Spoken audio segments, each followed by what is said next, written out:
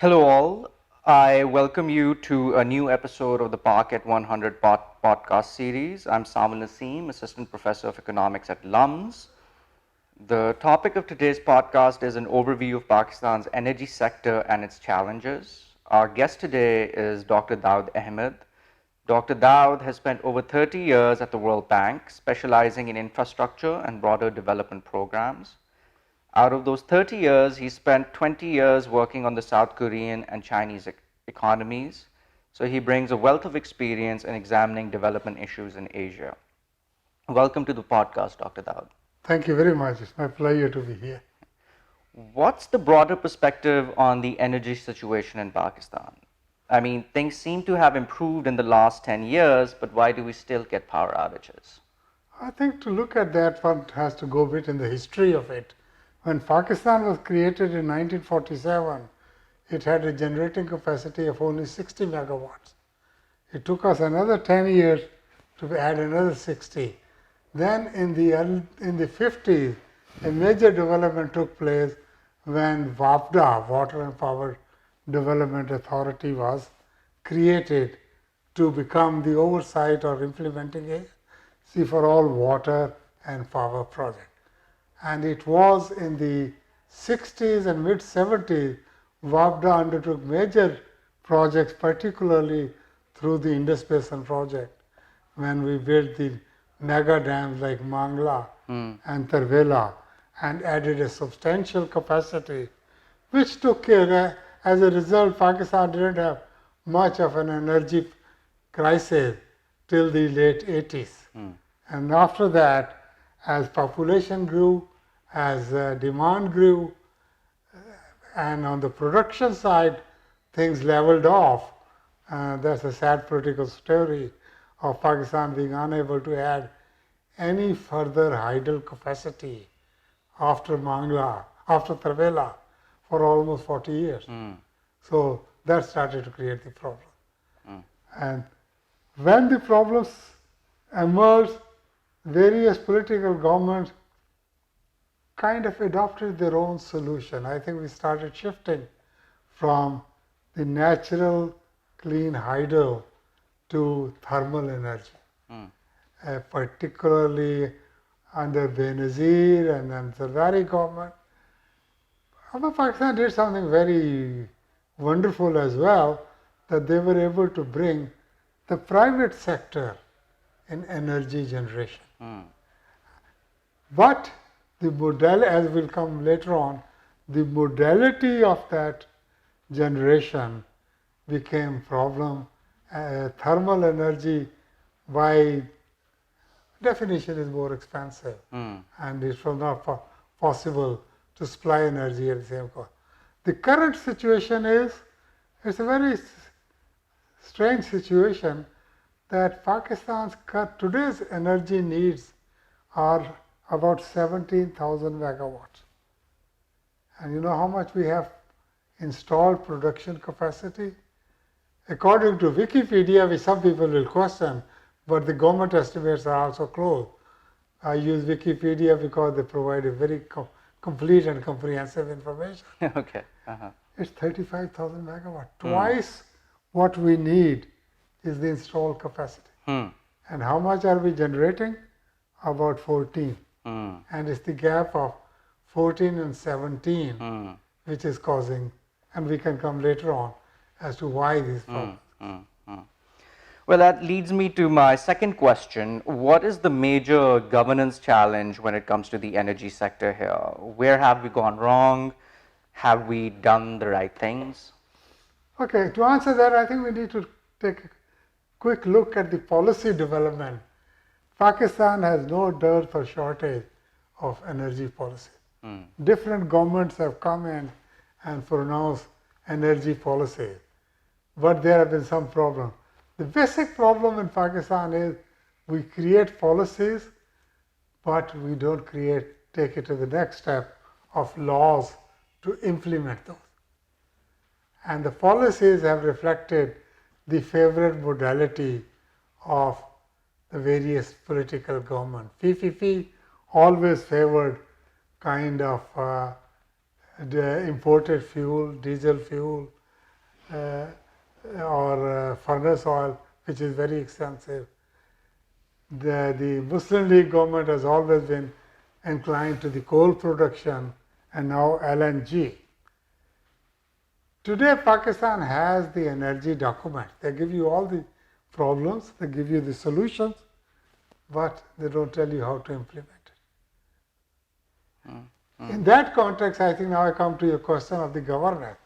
Something major happened in the early 90s. A World Bank agency like World Bank and Asian Development Bank, they felt that WAPDA, which by that time had grown into a huge organization, was too big for its task. And they thought that it's time to break up the roles of WAPDA, and they came up with a plan, what is called unbundling of WAPDA. It was implemented in the 90s. What it was that it suggested that take out the power generation away from WAPDA, leave WAPDA responsible only for mega hydro projects and all water projects.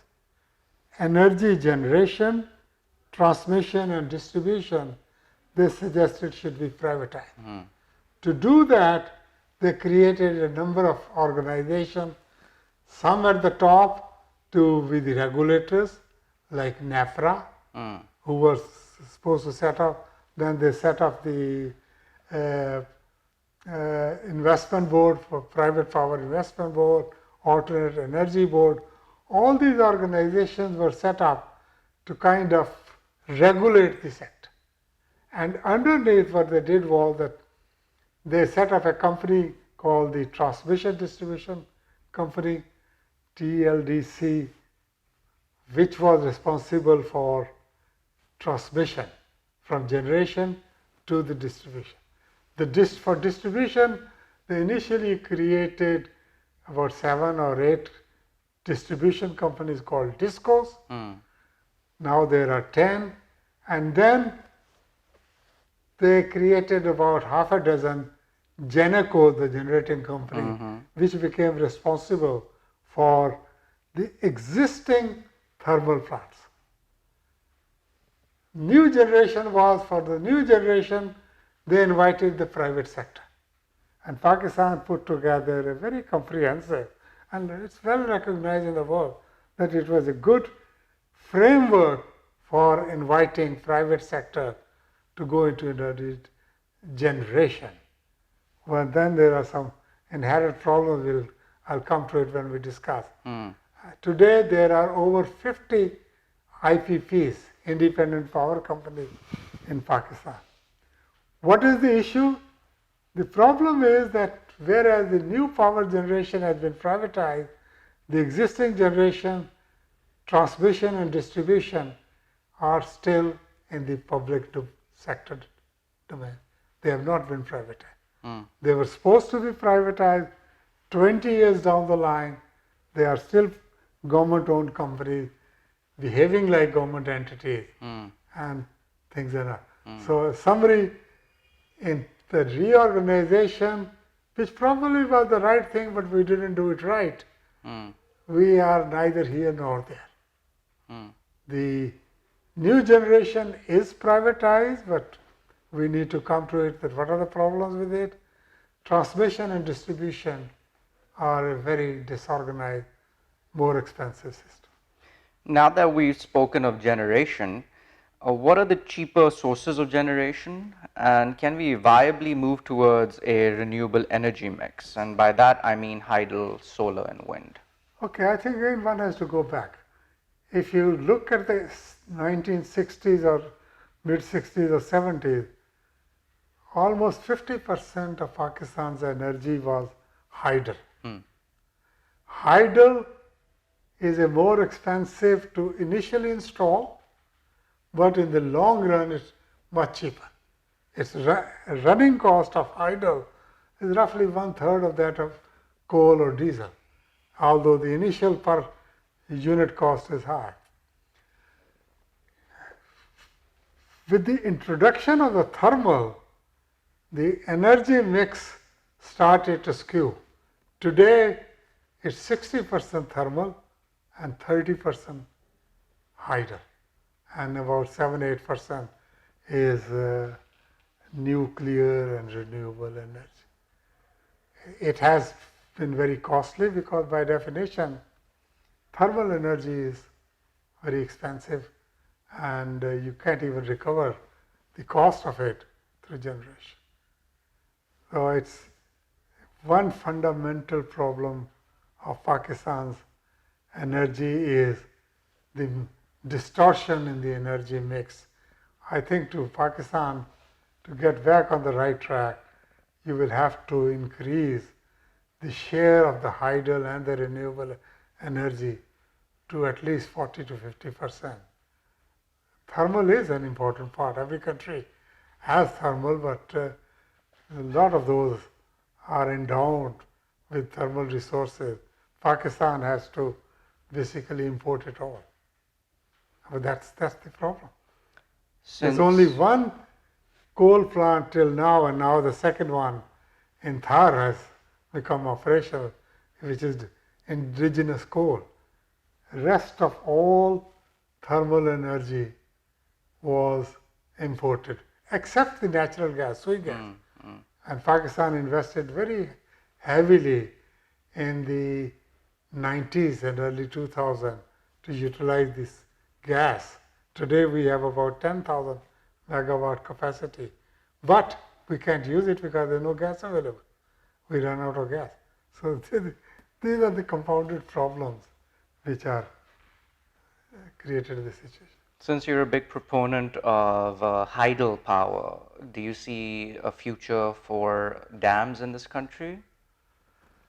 Yes, I think so. I think we are already, Pakistan has now basically started moving in that direction. Number of the hydropower plants, couple of them are already under construction under CPEC, and number of them are there.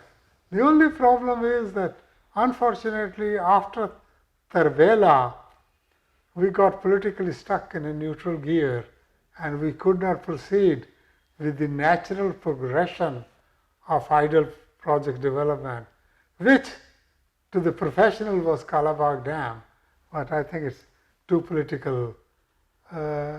politically sensitive, basically because of politics and trust deficit among the provinces, we could not. Now Pakistan is at the moment committed to build 3 hydel projects. One is a small one, Mohammed Dam, and the big one, Basha Dimer, which is going to be a huge challenge. And then since 5 years ago, World Bank arranged financing for a large hydel project, Dasu Dam, but the progress on that project in the last 5 years has been very disappointing. So there are inherent problems in the present political setup to undertake this project. Sure. Personally, I'm very worried about Basha Dam. It is going to face serious logistic, financial and political challenge. CPEC has a significant focus on energy.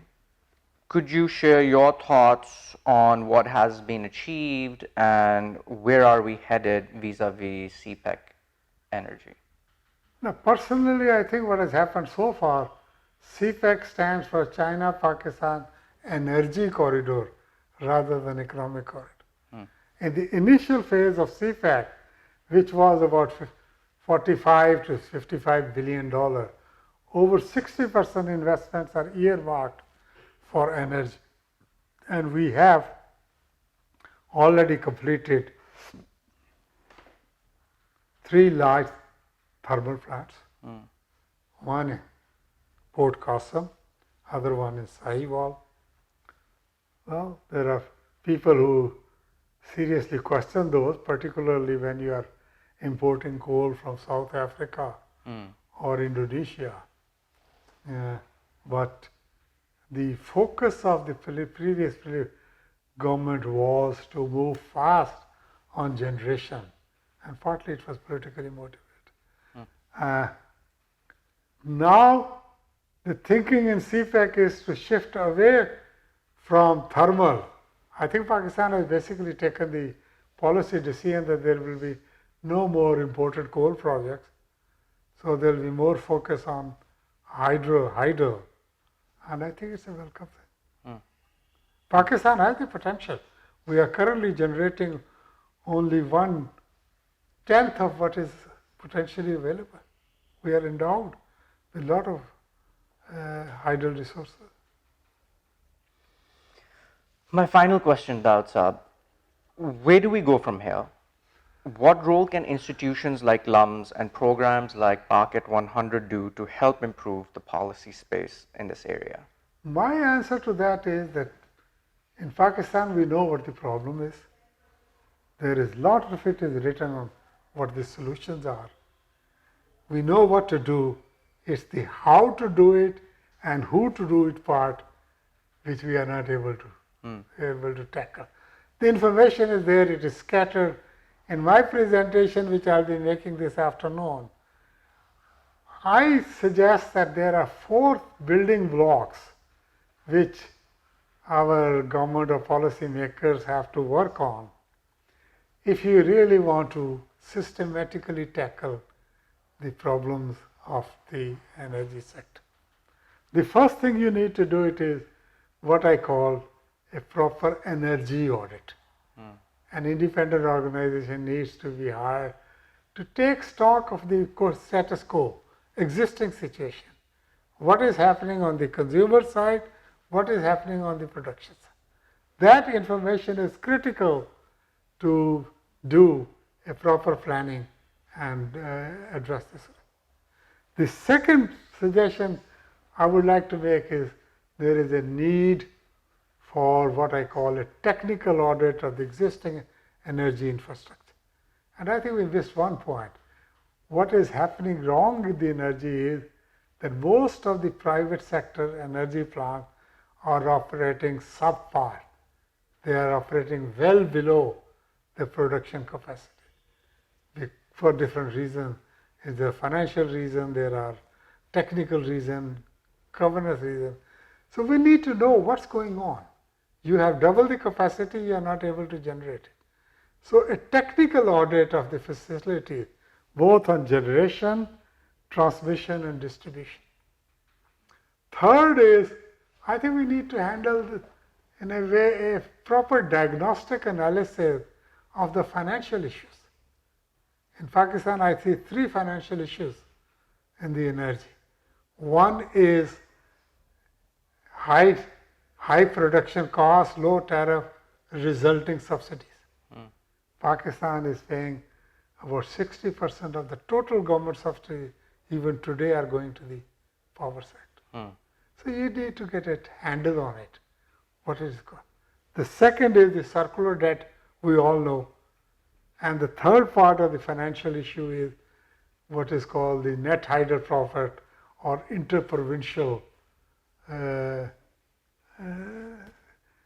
disputes. Okay, these 3 issues has to be systematically analyzed to come up with a solution. How do we overcome it? So that's the third, a diagnostic review of the financial issue. And fourth one, I think you need a holistic review of the governance issue. Where do we go from this halfway done reorganization of the power sector? And it is this area I feel that prime agencies like LUMS, and I am also suggesting to LSE, that you should maybe pick up one of these areas and try to work on it on a long-term basis to provide continuous analysis and feedback to the government. I think you can, it can be a very good program to work on. Pick 1 or 2 and create a specialty for it. Pakistan needs it. So